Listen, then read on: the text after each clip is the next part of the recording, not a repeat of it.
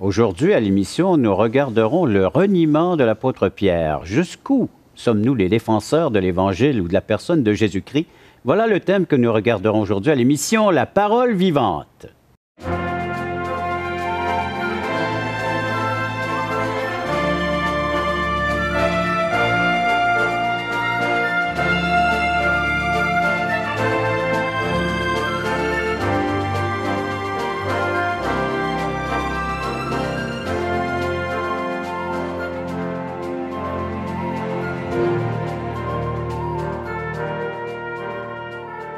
Mesdames, Messieurs, bonjour, bienvenue à l'émission La Parole vivante. Ici le pasteur Jean Joly.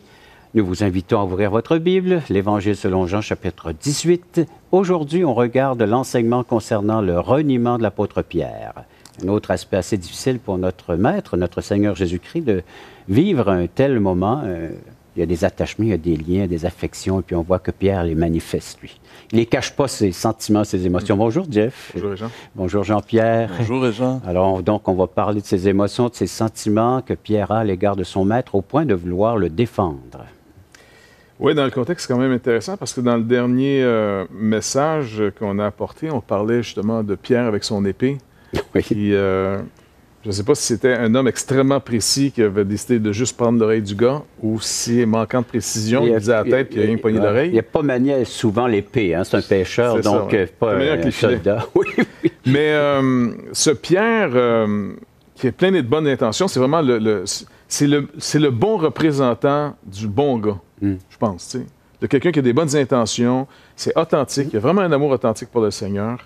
Mais comme nous tous, là, il y a souvent une caractéristique dans la parole. Dieu dit « Vous m'écoutez jamais. » Vous ne m'écoutez pas quand je vous parle. Et Pierre, finalement, écoute pas plus. Même s'il a vécu des moments incroyables avec le Seigneur. C'est lui que le Père a choisi pour accorder ce dévoilement qui est Jésus. Hein? Puis même Jésus dit lui-même « T'es heureux, Simon-Pierre, quand c'est pas... La chair et le sang, ton intellectuel, personnel, ta réflexion, tes recherches à toi, c'est mon Père qui t'a montré ces choses. » Donc déjà, il révèle quelque chose d'incroyable. Il dit que tu es le Christ, le Fils du Dieu vivant. Oui, c'est une moyenne déclaration. Et ici, comme les 4 évangiles vont le rapporter, Pierre va renier le Seigneur. Je ne pense pas que le Seigneur a été comme déçu, parce qu'il a annoncé. Le Seigneur sait ce qu'il y a en nous. C'est nous qui ne savons pas ce qu'il y a en nous. Nous, on aime finalement compenser par le bien qu'on fait pour un peu comme geler le côté mal qu'on a, tu sais, le côté décevant, le côté où on compte sur nous plutôt que sur Dieu. Et puis là, je pense que c'est une belle démonstration. Et des fois, je me demande, moi, si dans l'histoire du christianisme, il y a juste Pierre qui a renié le Seigneur. Pas sûr. Hein? Bien, je vais vous lire le texte, chers amis. Oui. Alors, si vous avez une Bible à la maison, l'Évangile de Jean, chapitre 18, et cette fois, on va lire les versets 15 à 18, et ensuite, on va sauter de 25 à 27. Ça va? Oui. Alors, 15 à 18, j'arrive. Est-ce que tu veux vraiment faire 15 à 18? Tu ne veux pas faire 12? Oui, on peut bien faire 12. Parce qu'il y a un bon punch là-dedans. Ah. J'allais louper, il manquait le punch. Non, ça va être intéressant par rapport à Pierre et Caïphe. On va voir. Il y a un petit quelque chose. Les amis, allons-y au verset 12. Oui. La cohorte, le tribun et puis les huissiers des Juifs se saisirent alors de Jésus et le lièrent. Ils l'emmenèrent d'abord chez Anne, car il était le beau-père de Caïphe, qui était souverain sacrificateur cette année-là. Et Caïphe était celui qui avait donné ce conseil aux Juifs. Il est avantageux qu'un seul homme meure pour le peuple. Et là, l'histoire de Simon. Verset 15, Simon-Pierre avait un autre disciple, suivait Jésus. Ce disciple était connu du souverain sacrificateur et il entrait avec Jésus dans la cour du souverain sacrificateur.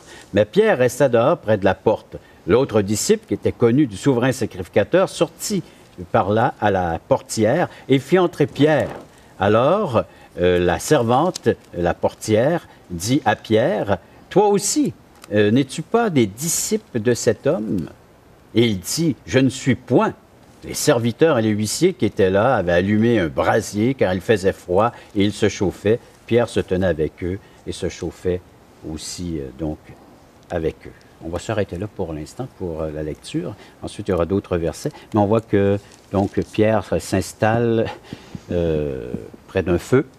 où il y a des personnes qui commencent à le reconnaître comme étant un disciple de Jésus-Christ. On est au printemps quand même encore. Il y a des nuits fraîches à Jérusalem. Oui, oui, oui. Mais toi, tu étais là dernièrement, justement, au printemps. Au mois de mai. Au mois de mai. Et puis, il y a eu des petites soirées fraîches. Hein?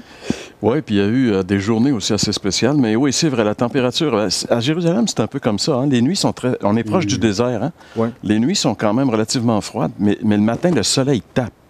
Et je me rappelle d'être au Mont des Oliviers, puis il y a de la pierre, tu sais, les clôtures. Puis tu touches à la pierre, elle est glacée, puis le soleil te tape, là, comme c'est un contraste incroyable. Oui, c'est vrai. Donc, c'est haut dans les montagnes aussi. Hein? Oui, oui. Mais le punch... On attend le punch. Vous allez voir, c'est quelque chose d'incroyable, parce qu'on a tendance, des fois, à perdre de vue ce qui est toujours montré. Le problème du péché, c'est l'homme se confie dans l'homme. Dieu nous a créés pour qu'on soit des créatures extrêmement limitées, on le voit. Hein, et puis, mais c'est pas un problème, parce que c'est comme si tu étais branché sur la centrale Manic 5, on va dire. Tu comprends ça? Et puis là, finalement, mettre un petit power pack, une petite batterie, et puis si tu te débranches, tu pourrais peut-être être sa batterie pendant un petit bout. Okay? Ouais. L'humanité s'est débranchée du barrage, la centrale, et puis là, on marche sur notre petite batterie qui ne dure pas longtemps. Maintenant, ça, c'est notre tendance. Okay? Notre tendance, c'est par soi-même. C'est pas toi, Pierre. Tu sais, on avait rappelé la fameuse révélation. Pierre, t'es heureux, Simon-Pierre, parce que c'est pas la chair et le sang, c'est mon Père. Caïphe, maintenant. Oui. Caïphe, là, c'est une autorité déléguée par Dieu. Mais regardez bien ce qui est intéressant ici. Le gars, c'est un pourri. Son beau-père avec, là, je veux dire, c'est pourri. Le système est pourri. Mais est-ce qu'il y a l'autorité encore... Ça date pas d'aujourd'hui. Non, c'est pas une épreuve chinois qui dit aux Japonais la pourriture du poisson commence dans la tête. Mais bref, excusez-nous là. C'est peut-être pour ça qu'il a appelé son beau-fils Anne. Revenons à l'ordre, mes amis. Le punch, est-ce qu'on va l'avoir? Oui, excuse-moi. Non, au retour. Chers amis, le punch de Jeff, ça sera au retour après cette pause. Parce qu'on regarde trop, finalement, encore une fois, comme des hommes qui regardent les hommes, plutôt que des hommes qui regardent à Dieu qui utilise des hommes. Et c'est là, finalement, que Pierre va échouer. Parce que Pierre a regardé à lui-même.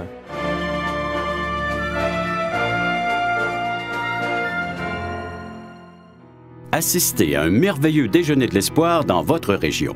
Un invité vous racontera comment Dieu a transformé sa vie et comment son cœur, souffrant, a trouvé une joie indicible en développant une relation personnelle et intime avec Dieu et son Fils Jésus-Christ.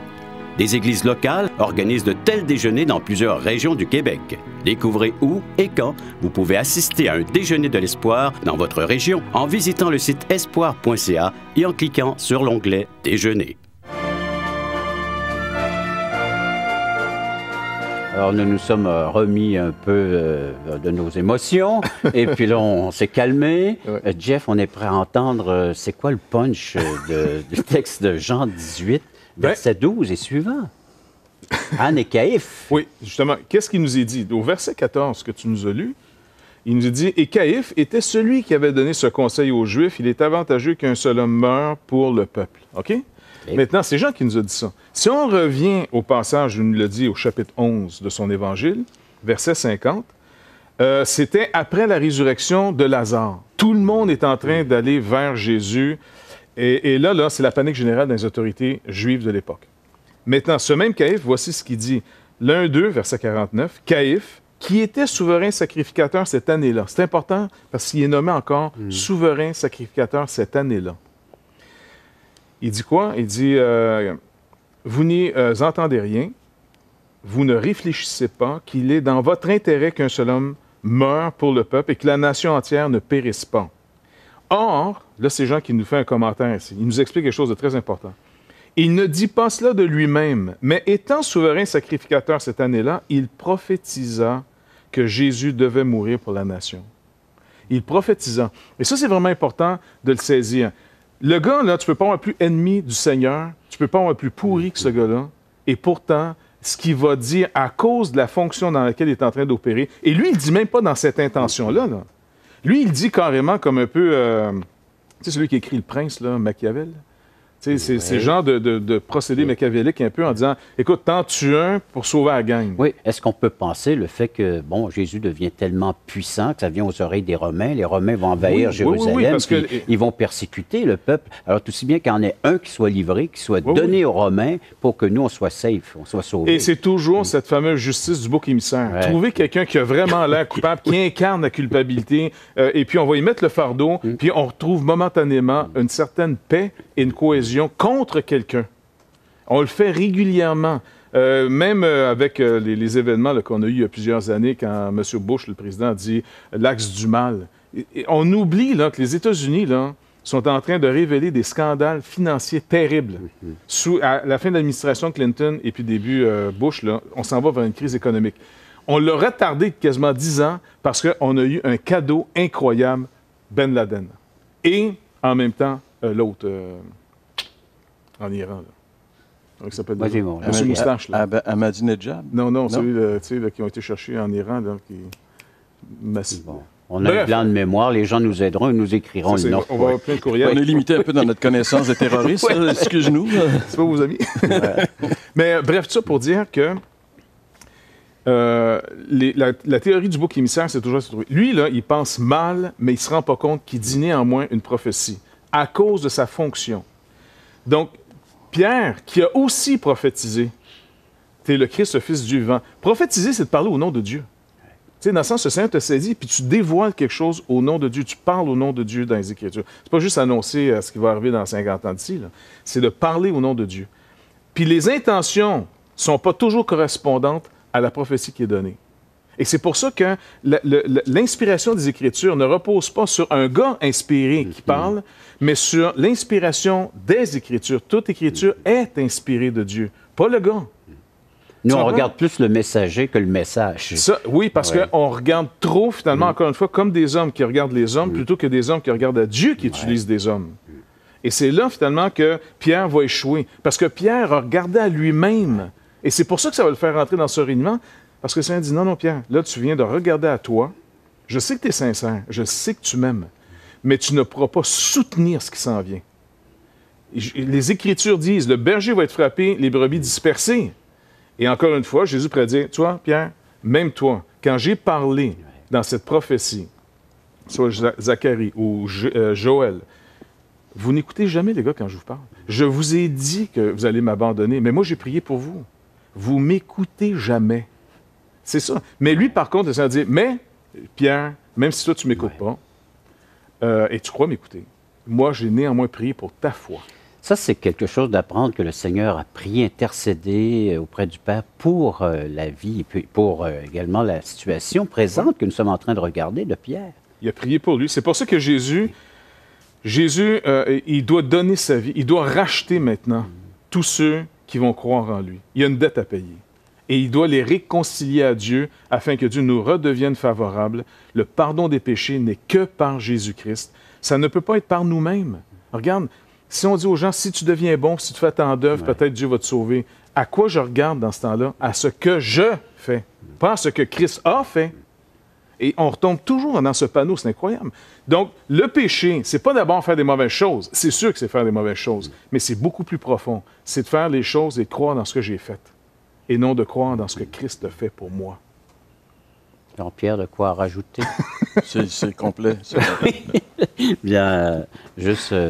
je vais vous lire les versets qui nous parlent justement de ce reniement de Pierre. C'est les versets 25 à 27. Donc, toujours de Jean 18. Vous allez voir ce que Pierre a vécu. Donc, c'est assez intense, la part du Seigneur Jésus, ce qu'il vivait. Et Pierre aussi, comme tu dis, avec ce reniement. Il était là, il se chauffait. On lui dit, toi aussi, n'es-tu pas un de ses disciples? Il le nia et dit, je n'en suis point. Et un des serviteurs du souverain sacrificateur, parent de celui à qui Pierre avait coupé l'oreille, dit, ne t'ai-je pas vu avec lui dans le jardin? Pierre le nia de nouveau et aussitôt le coq chanta. En le plus, coq chanta. Le gars, c'est un gars de la famille de celui qui a perdu son oreille. Pour moi, il a laissé une bonne impression sur Pierre, non? En tout cas, il le reconnaissait. Et on voit encore comment est-ce que le sentiment de la peur peut nous éloigner, nous séparer. juste vivre intensément cette peur. Oui, c'est celui avec lequel il avait coupé l'oreille. Encore une fois, il n'avait pas écouté le Seigneur. Le Seigneur, il avait dit, garde, c'est moi, épargnez tout le troupeau, épargnez le reste. Donc, il n'avait pas à prendre l'épée puis à commencer à défendre le Seigneur Jésus. Il est bon d'écouter le Seigneur, chers amis. Nous vous invitons à le faire. Et si vous voulez nous aider, nous aussi, dans nos émissions, entre autres, à trouver celui qui était avec dans le temps de Ben Laden. C'est l'autre. L'autre. Oui, alors écrivez-nous. Après la pause, on va Saddam Hussein. 877, oui. Saddam Hussein. Ah! Alors, donc, c'est la moustache qui m'a... Alors, vous n'avez pas à nous l'écrire. On l'a, Saddam Hussein et puis Ben Laden. Mais vous pouvez nous écrire. Vous avez des commentaires à espoir.ca, touchrétien.com ou appeler un 877-537-7647. Après la pause, on va regarder davantage ce reniement de l'apôtre Pierre. Donc, ça nous ramène encore toujours dans un lieu, un temps. Ça sent finalement le concept que c'est pas un mythe, c'est pas quelque chose qui est inventé. On nomme des personnages, on nomme des endroits, des périodes, une certaine période de la journée.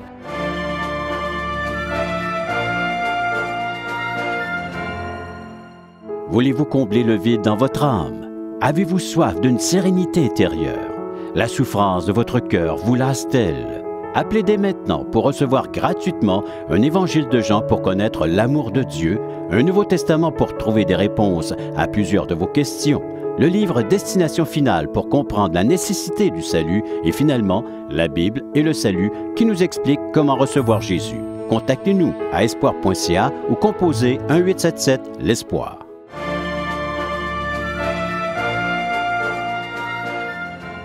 Nous sommes en train de regarder Jean chapitre 18, le reniement de Pierre, mais Pierre n'est pas seul. Si vous regardez bien le texte, comme nous sommes en train de le faire, il y a une autre personne qui l'accompagne et qui l'introduit. C'est lui qui l'emmène à aller se trouver un peu de chaleur autour du feu dans la cour du souverain sacrificateur.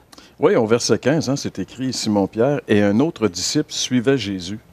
Ce disciple, l'autre, était connu du grand prêtre et il entra avec Jésus dans la cour de la maison du grand prêtre. » Cet autre disciple, c'est qui? C'est une bonne question parce que je pense que tout lecteur de l'Évangile de Jean va réaliser une chose qui caractérise les écrits de Jean, c'est que Jean ne se nomme jamais dans ses écrits. Par exemple, dans l'Évangile de Jean, il parle du disciple que Jésus aimait. Bon, alors, les premières fois, on se demande c'est qui, mais après un certain temps, on ne se demande pas si c'était pas de lui qui était en train de parler, parce que lui se savait aimer de Jésus.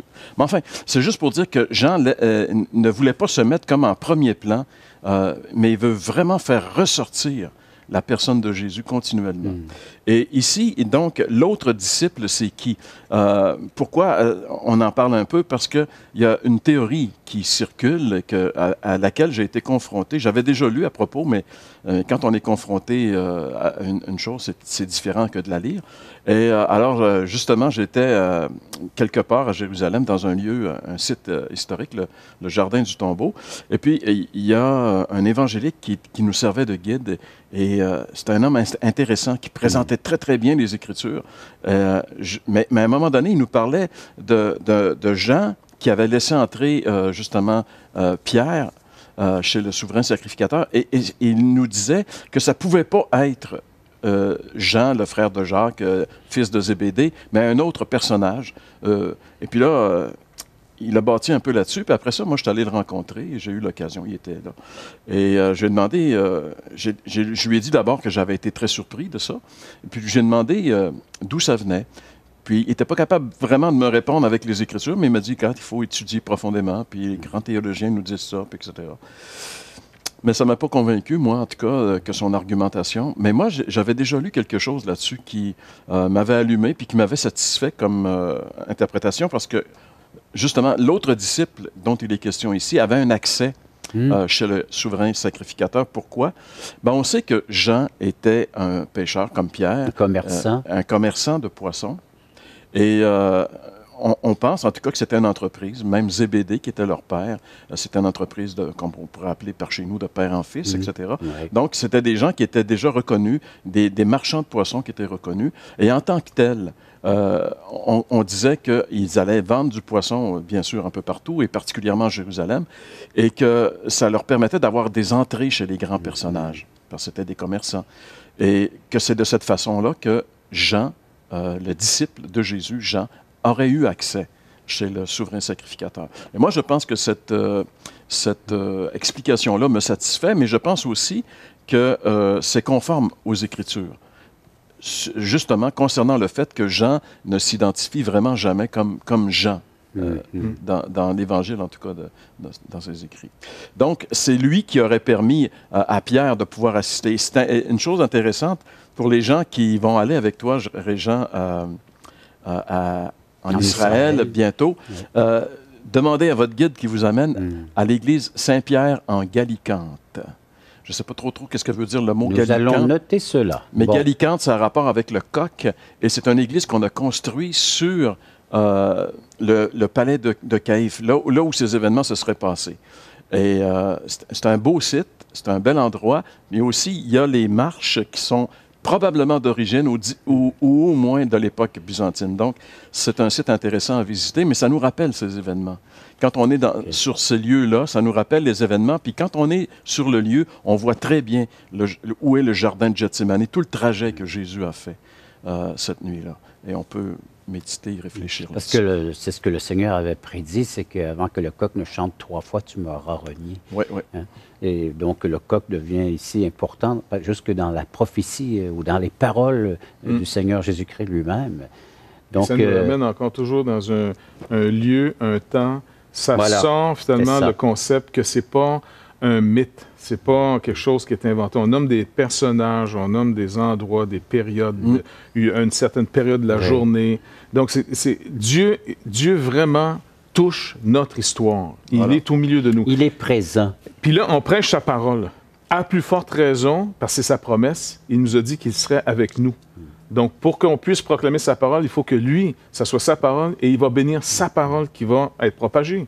Donc, vraiment, notre Dieu, il intervient ici et maintenant. C'est pour ça que les gens peuvent se tourner vers lui, peu importe où ils sont dans le monde entier, peu importe dans quelles conditions ils se trouvent, le Seigneur est toujours ouvert pour nous recevoir. Toujours présent, prêt à nous soutenir et surtout à se révéler à travers les circonstances et situations. Vous aimeriez certainement partager avec nous ce que vous êtes en train de vivre ou ce que vous êtes en train de réfléchir suite à ces propos. Vous pouvez le faire en composant le numéro de téléphone suivant, 1-877-537-7647, ou visiter nos sites espoir.ca ou chrétien.com. Après la pause, on va regarder comment est-ce qu'on peut tirer des leçons ou s'approprier d'une façon plus personnelle la vérité de ce texte. Exact. Il est venu chercher des coupables, des faibles, des pécheurs, afin de les racheter, de les sauver, de leur pardonner, de les réconcilier, de les restaurer.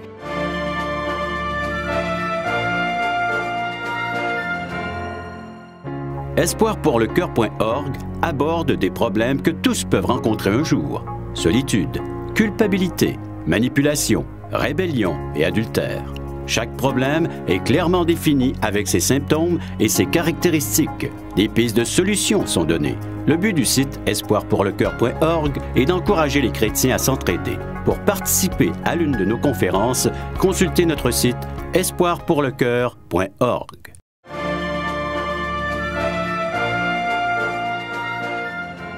Nous réalisons de plus en plus avec cette histoire de Pierre la puissance des sentiments et des émotions. De très bons sentiments, mais ici, l'émotion de la peur fait qu'il s'éloigne de ces mêmes sentiments à l'égard du Seigneur Jésus-Christ, au point que on sait que, bon, il avait coupé l'oreille du serviteur, lui-même qui est accueilli dans la maison près du feu. Alors, c'était très près là, de voir, puis on le reconnaissait de plus en plus. C'était en 3e reprise qu'il dit, oui, tu es certainement un des disciples de Jésus-Christ. Et cette crainte le saisit au point de dire, non, je ne le connais pas, je renie.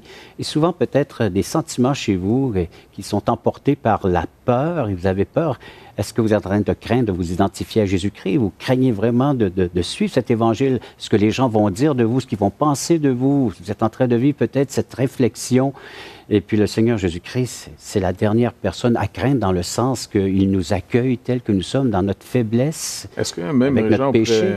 Est-ce qu'on pourrait même dire que, si on peut parler surtout pour nous au Québec ici, est-ce que la population en général du Québec, qui a peut-être 50 ans, se déclarait tous pour Jésus-Christ parce que tout le monde était pour et c'était facile.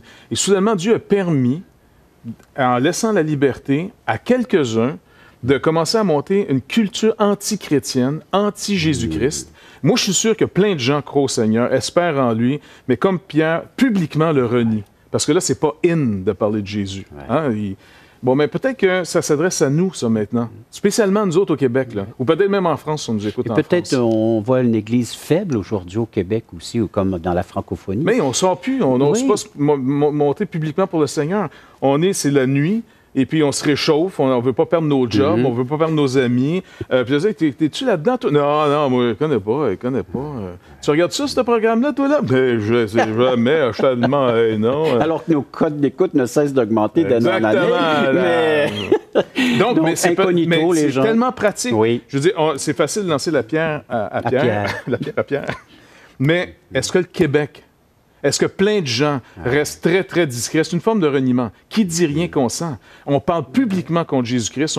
On essaie de révéler toutes les fautes de ceux qui ont administré le message. Peut-être qu'on craint aussi un retour vers Jésus-Christ parce que, on a goûté à nos faiblesses, on a goûté à notre péché, on a goûté à ce que nous sommes en tant qu'êtres humains et on craint de revenir, d'être un chrétien fervent, fidèle. C'est toujours un peu la même histoire. Jésus met en lumière. Donc, on veut pas... On est bien dans les ténèbres, en réalité. Donc, on ne veut pas revenir dans la lumière. On veut pas... Tu sais, il y avait un gars dans un Vox Pop qui disait, oui, dans ce temps-là, tout était péché. On ne veut pas ça. On n'en veut plus. On ne veut plus de ça. Donc, on fuit la lumière. Et la lumière, c'est Jésus. Mais lui, il ne met pas en lumière il met pas la lumière sur nos vies pour nous condamner, mais pour nous sauver. Tu sais, parce que si on a besoin d'être sauvé, c'est parce qu'il y a quelque chose qui ne va pas quelque part avec nous autres. Exact. Il est venu chercher des coupables, des faibles, des pécheurs, afin de les racheter, de les sauver, de leur pardonner, de les réconcilier, de les restaurer. C'est ce qu'il va faire avec Pierre. Il ne le laissera pas dans cet état d'âme-là. Il va retourner vers lui, puis il va le rétablir, puis il va le placer comme le premier berger à Jérusalem pour prendre soin de ses propres brebis. Il dit, « Paie mon troupeau et prends soin des miens, de mes semblables, que tu sois là. » Donc, et le porteur de l'Évangile, il a proclamé l'Évangile à Jérusalem et aux nations. Donc, une belle restauration. Ne craignons pas Dieu. Allons vers lui. Il est prêt à accueillir celui qui est faible, celui qui est pécheur. Si vous implorez sa miséricorde, eh bien, il va pouvoir accomplir parfaitement son œuvre de salut. Merci encore une fois de votre participation. Merci d'avoir été à l'écoute de cette autre émission de La Parole vivante.